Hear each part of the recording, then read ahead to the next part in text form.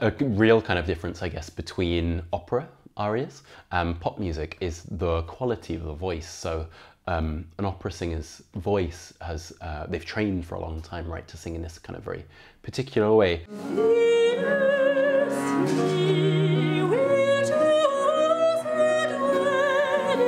And I think that's something to be thought about kind of really carefully when you're studying pop songs. So most of the arrangements are actually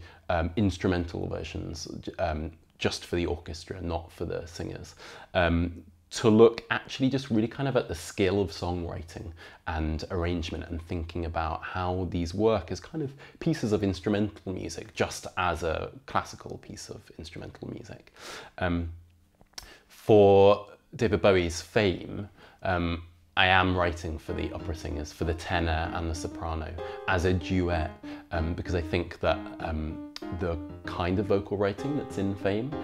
is really interesting and has some really kind of like fun potential for arranging for these trained voices.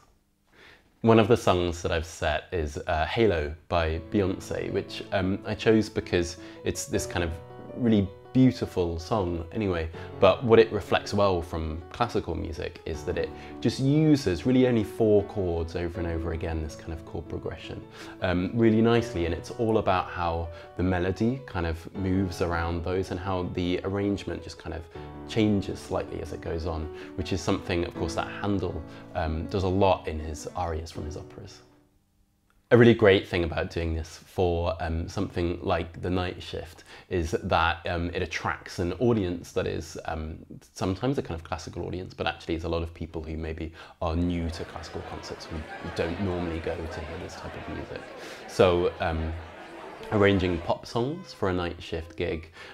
is just a really kind of great way about drawing those ties between music from hundreds of years ago and music that we still listen to today, thinking about similarities and differences, and showing off how these really old instruments actually can kind of make for really beautiful arrangements of pop songs.